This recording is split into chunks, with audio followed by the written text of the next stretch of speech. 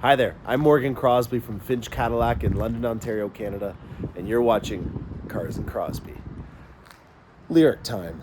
I have now put 2,000 kilometers on my Lyriq, and I want to report back to you guys about some early findings and some first impressions on my Lyriq experience. I have taken it from London, Ontario to Detroit headquarters at the Rd N on a road trip, and I may have actually seen a Red Wings game when I was there. But more importantly, I have a round trip where I charged up, and the experience on that, and also some things that I've learned about the Lyriq are on today's episode starting right now.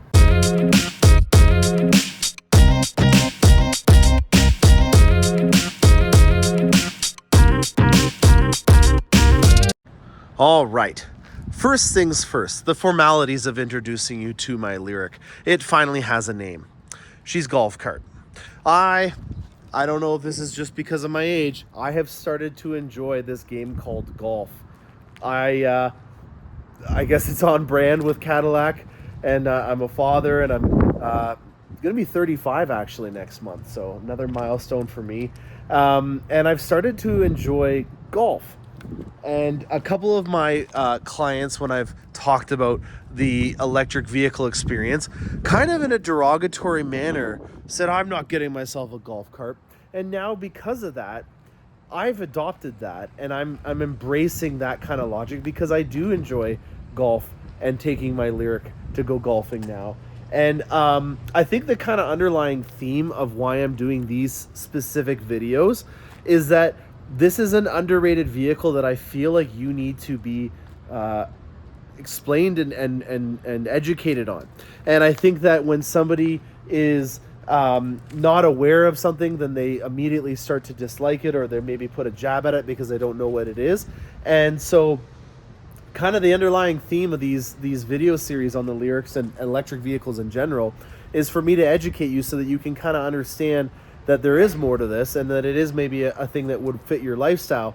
And so that's why I'm calling it Golf Cart, because I'm starting to like golf, and there's a lot of people out there that do not understand what these fully are.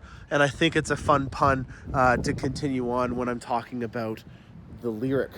2,000 kilometers are under my belt with the Lyriq. I've gone to Detroit, and that was a fun experience. And to kind of set the tone for that adventure, which you'll see the later part of this episode, you need to embrace the culture of starting to use charging stations. It is a lot of range that you get from a full charge. 505 kilometers is quite a bit. And if you've ever been on a road trip and you've driven 350 miles, there is not a lot of people out there that are going to be able to do that in one stint and not have to go to the bathroom or have to make a stop of some sort. And I think one of the biggest things that you need to learn how to embrace is charging stations and how to use them, but more importantly, planning ahead and making sure that the charging stations that you're looking at are the right ones. And what I mean by that is level 3 charging stations. If you're traveling somewhere, don't even consider anything other than a level 3 charging station, because you're going to be in a situation where you need a significant amount of range in a small period of time. And if that's the case, a level 2 charging station is not going to be able to accommodate that. There's a lot of level 2 charging stations out there. For example, when I was in Detroit, they had them at a lot of the casinos. That doesn't help me out, because in that kind of situation, I'm going to need 6 hours of time before I can have enough range to be able to get home. Excuse me. In the Rd N thing that you'll see, I was able to have a bite to eat and then get on my way, and I was able to get 50% range in that time frame. And that's the kind of logic that once you understand and you embrace, it's not a hard thing to do, because again, a 350 mile stint, having a half an hour break to grab a bite to eat and go to the bathroom is a realistic expectation. And in that time frame, you can add another 4 or 5 hours of driving, depending on how crazy you are. There's a new Mad Max coming out. I just saw that preview. Depending on how your driving styles are, you're going to be pretty tuckered out after that rest stop and already getting through the initial charge that you had on it. So that's an underlying theme that I want you to take away from this road trip adventure is do not think that every charging station is something that you can utilize on a road trip. You're specifically looking for level 3s. You're going to look at getting some subscriptions, and you're going to get proactive in making sure that the charging station that you're looking at doing is not booked up. So with that, let's go on to the next part. Okay, a real world experiment has occurred. I have gone away on vacation and I left my Lyriq uncharged. So I want to see what the range is like. I think there's a lot of people that will be in a lifestyle situation where they might not have a charging station to charge their vehicle when they go away somewhere. And with me being in a colder environment, there's a lot of concern, as well as there is in hot environments, about what the battery is going to do over an extended period of time. This is all the things that I'm trying to uncover. You know, the lifestyle applications are a lot different than the fine print on a commercial or what you see on the website in an advertised range. And these are the types of things that I think most people are wanting me to convey in terms of what it's like to own a vehicle in these specific kinds of applications. I had not charged my Lyriq before I left, and I'll get into that in a little bit more detail down the road. But the main reason for that is that in terms of battery health, you shouldn't always be leaving your vehicle at 100%. It's actually better for it to be in a lower state of charge for the battery integrity, and temperature has a lot to do with that. So if you're in a very hot environment, leaving your battery at a full charge is actually quite bad for the battery health over the long period of time. So I wanted to kill two birds. I didn't want to leave my vehicle charged fully to keep the battery health good, and I also wanted to see what the range was going to be like. I had 238 kilometers of range when I left 10 days ago. So on the 2nd, and it's now the 12th. So for 10 full days, it was in 0 degrees or 32 degrees Celsius on average temperature, which is, I guess, bang in the middle between an extreme cold and an extreme hot, being at 0 degrees. I'm sure we could do a temperate one in down the road, but where I'm going with this is that I have remotely started my vehicle, primed it to get ready, and when I got in, it was at 211 kilometers or 47%. It's now gone to 205 because I did take a couple of blooper reels because I'm a little rusty at this since I've been on vacation for almost a week and a half. Anyways, that's not bad. You know, in terms of 238 to 211, what is that? That's 27 kilometers of range for 10 days of sitting uncharged. I think that's pretty reasonable. There is a lot of people that probably are wondering, why did it lose charge? And that has a lot to do with the battery's integrity. This vehicle will heat through a liquid cooled system or heated system, the battery cells. So even though it was 0 degrees outside, it is right now, I think, around 32, 34 degrees Fahrenheit. It is a really convenient thing to have, because it means that your battery's integrity over the course of the time that you own the vehicle is going to be in a prime state, because it's using energy to heat the battery up and make sure it's not actually as cold as it is outside. So 28 kilometers over a 10-day period, what would that be? That'd be probably about just under maybe 18, 17 miles. That's not bad at all for 10 days. Out of your total range. So I hope that gives you some more insight in terms of what happens to your charge integrity over an extended period of time.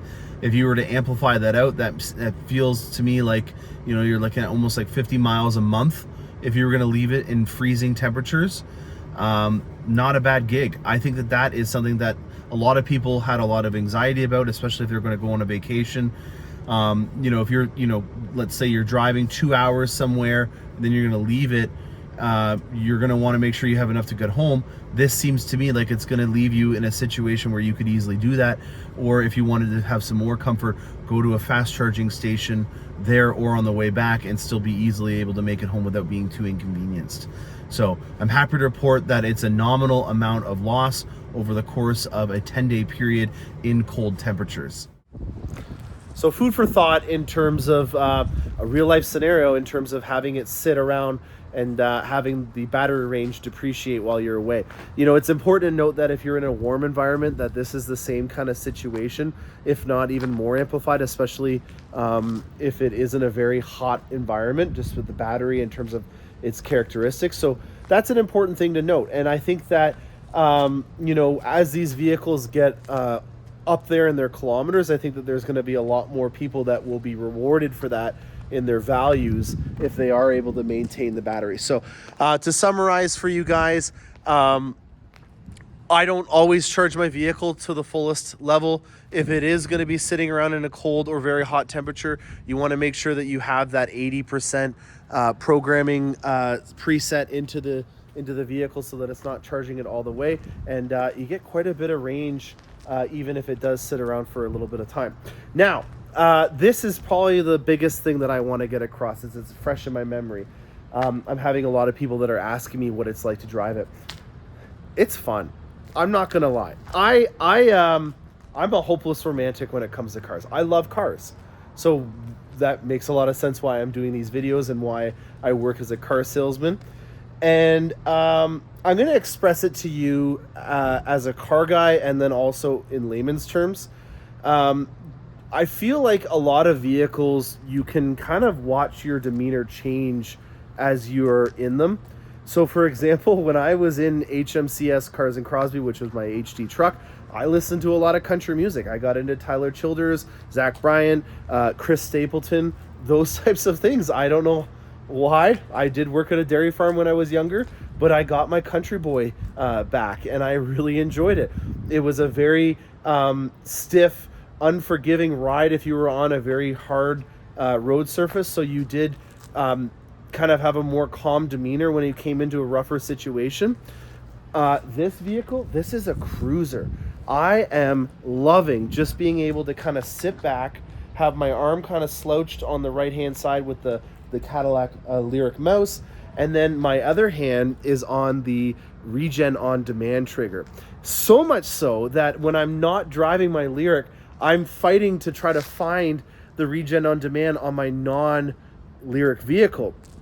That's how I know that I like it, because I'm fighting for it when I'm in my new AT4X or in my Corvette, because having this regeneration is such an amazing, intuitive process, and it's an organic thing that I think is a key component. So first thing that I want to reiterate is that it is, once you get, you know, the very basics under your belt, which is a day or two's of use, it is very intuitive to start to be able to use hand-eye coordination with the Regen on Demand to be able to brake and use one pedal braking, as opposed to what you've been used to, which is foot-eye coordination in terms of taking your foot off the gas and putting it on the brake. It is really easy to finesse with the world's first adjustable. You can adjust the regeneration in terms of how much input you put in, and you can really finesse it with your finger. I guess I should just maybe go inside the Lyriq and explain it better in full detail. Let's see how this works out in a one take. So another thing that's really cool is it just has these doors that will open up when you get into it, when you approach with a key. And what I'm talking about is this trigger right here. So that's my Regen on Demand. And my kind of demeanor, there's a golf ball, a golf cart.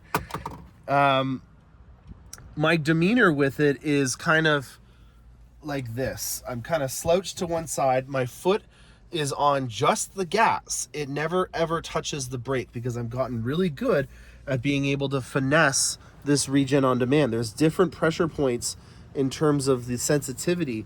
This at the very bottom here is very loose, and so if you have a long ways to stop, you're wanting to regenerate as much as possible on your range here. I'm pointing here because this is where you would see how much range you're creating in terms of the regeneration. Or you can be at the front here at the top, where it's very stiff and it's a lot more abrasive and aggressive in terms of its deceleration. And anytime that you're decelerating with this, you're reversing the drive units and creating energy. And so you're making money. And so you can be a lot more in tune when you have your hand-eye coordination with the finger on the Regeneration on Demand here. Just gonna close the door so the XT4 can get through.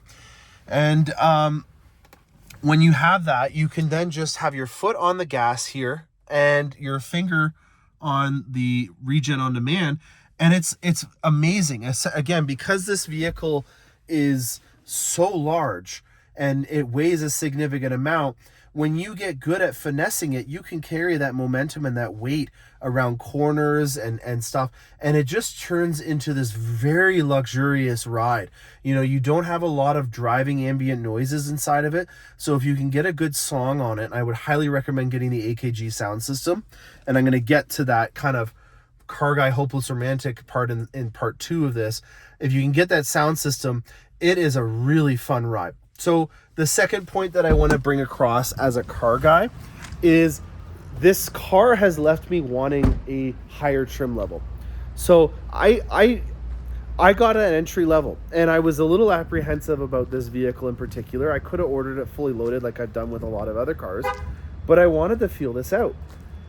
And I'm glad that I did that, because I wanted to put myself into everyone's shoes that would be considering getting one of these vehicles. And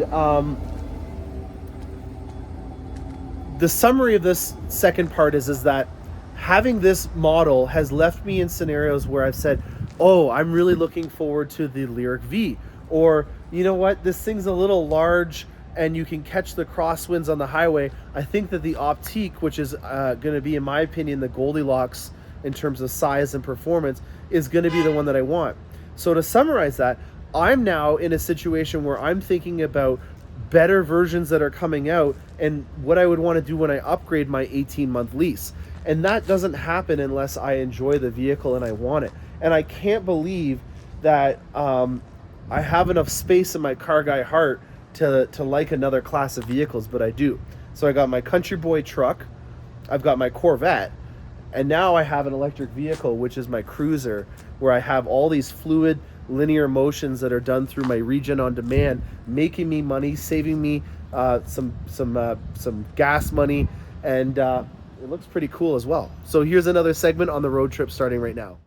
All right, I am at GM headquarters, and I don't know if you can see it because it's a foggy day, but General Motors has changed their logo to have a lion's tail in it, and it says GUR every time now. It says GUR right now. It's kind of cool. All right, back to what we're here for. This is an EVgo DC fast charging station, and it's paired up with the Ultium. I use the EVgo app.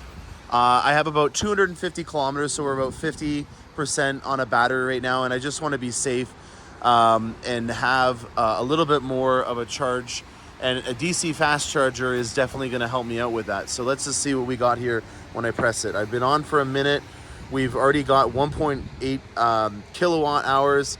It's only doing 71 kilowatts through here, which is interesting. Currently unavailable. It doesn't know what my cost is yet. Oh, I have 48% battery, so there we go. So I'm gonna go grab some breakfast at the Rensen, maybe check out this 70th anniversary edition over here, and I think we see a panther over there as well. But yeah, let's go see what's got inside. You know what? It's not a panther. It's Panther's younger brother, but still a pretty cool car in a nice black metallic finish. 2SS over here. This is just an amazing. Oh wow, we got a Lightning over there with a cone behind it, and then we have a 70th anniversary. So this will be a 23 model year. Curious to see what the VIN number is, if this is some special one. Oh, it's one of the first ones, 16 off the line. So that's what we got on display. I got my Lyriq up front there. Mary can say hi to it when she's in her office wheeling and dealing. I'm gonna grab some breakfast and see what this thing is like after we have a bite to eat. Well, I thought it was over, but there is a Rapid Blue Z06 with a full natural dipped interior. There's a new combination. Thank you, General Motors, for putting this in their lobby. It's kind of a cool statement to put a really sick lineup of cars in your lobby while you're waiting to come inside. Rapid Blue on a natural dipped interior. This is the first time I've actually seen this combination, and I'm digging it. They've got the full aero package, so this looks to be like a Z07. Yep, the tires confirm it. So I have a Z07 with exposed carbon fiber and a natural dipped interior. That is sick. And then there's the Camaro sister. So we've got a dual alpha platform on that side, and then we've got our C8 platform over here. Very cool. Fun little Easter egg that I'm just going to note about that. That's a metallic black, and the only other color that you can get a 70th in is a metallic black. So I feel like they actually did some thinking about this. They didn't just slap some cars in here. I'm impressed. I'm very impressed.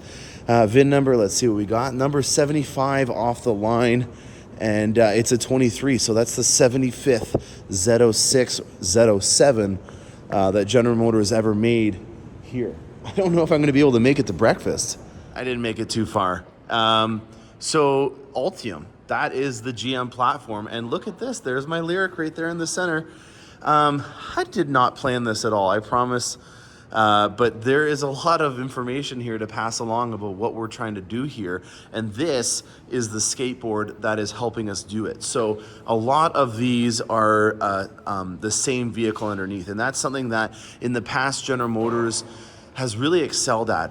We've gotten into trouble over the times, you know, by having 8 different vehicles off of the same car when we had Saturn and Oldsmobile, and it kind of got a little blasé with how many you had on the same platform. But that's not really the reason why I'm going to rant about this. It's the do with the operational costs.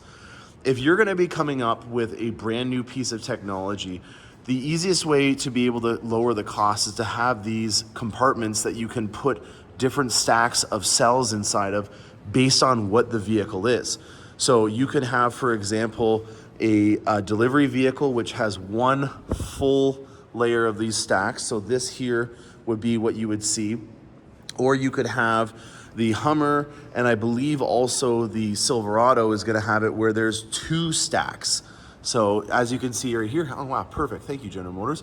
There's 2 stacks of them, and this is the toast method where they're laying perfect, and then that's the pancake method in terms of how the cells are integrated. So we have pancakes and toast, as you can see right there, and we've got a dual stack on this one. My Lyriq is a single stack, and as well as its sister vehicle over here. Actually, no, that's not the sister vehicle. I thought that was a Blazer from a distance. The sister vehicle is a Blazer. This is the smaller platform. So a smaller skateboard and only a third of a stack, or sorry, 2/3 of a stack. Let's see what else we got here. So this is getting into autonomous vehicles, and in my opinion, this is a great idea for especially congested areas, and thinks of, you know, in terms of having the ability to just have one vehicle do 10 cars job in a downtown core, and you know, take people to work or to an event. We just went to the Red Wings game yesterday, and so these would have been a really great asset in terms of reducing congestion at the same time as looking pretty cool. You know, you got a little mini conference going on there. I don't know if you're going to be able to have a beer inside of it to the game, but who knows. And then Bright Drop, one of the coolest things about Bright Drop is it will actually have a drop ship that'll come from it, and then it'll go on to campuses where it can then deliver your packages. So, you know, in terms of the futuristic technology involved with having a electric van drop off an R2-D2 so that you can get your package in the middle of a big campus and not have to go wait for it across campus. And I'm thinking of tons of businesses where there's multiple buildings, and you may not know the receptionist or where this FedEx person is going to take it. They might just have a very close-up photo of the package that they delivered, and you have no idea where it is. So this is making a central location inside of a campus, university, something like that, a big business, that then you can then tap your phone to it, and it'll open up a certain compartment, which will then give you, there's the demo right here, I should have just looked over here, which will then give you your package. So that to me is a fantastic futuristic idea, and it gives you some more insight on why they call it Bright Drop. So they're dropping a little drop ship that's going to then deliver your package. And these are made 20 kilometers away from where I live. So 15 miles from where I live in the Cami plant, which used to make the old Equinox, which we already lost over there. This is now what's made in a local Canadian village around the corner from me. All right, let's see what else we got here. Some old school stuff, maybe some merch. I think we're finally done. All right, so that is the tour of the Rd N, and now I get breakfast. All right, I naturally perused around inside, got a bite to eat, and within that time frame, I didn't realize this, but It only charges for an hour this session, and that was all I needed because I'm now at 90%. So that was pretty natural, like in terms of grabbing a meal, using a fast charging station, checking out General Motors' headquarters, and also what they've got showcased here in terms of the entire lineup. That was a pretty good gig. We'll get back to the dealership and close this out. All right, got a little long-winded and carried away at the GM Rent Center, and this episode is getting a little long, but I hope you guys enjoyed all that information. I really love the ability to be able to help people out that are considering getting a car that really hasn't been done in the mainstream yet. I know that there's a lot of early adopters that have been embracing them, our Volt and Bolt owners in particular. But this is a new game because now it's a Cadillac first and a electric vehicle second. And so with that kind of logic, I think that there's a lot of people that are just waking up to what is out there on the market. And this is a really great opportunity for you to have some reinforcement on this investment or this leap of faith in getting into a new vehicle. So I am doing quite well with the Lyriqs ever since our first episode. We have had a lot of individuals that have embraced the same logic that I did in terms of having a short-term commitment in the form of a lease. The data is too early right now at this point to be able to see how much money you're going to save in fuel costs, but as of right now, my electricity bill has not gone up significantly. I think it went up by $8 last month. And that's mainly from me charging off peak and not also charging it all the way, just topping it off to 80%.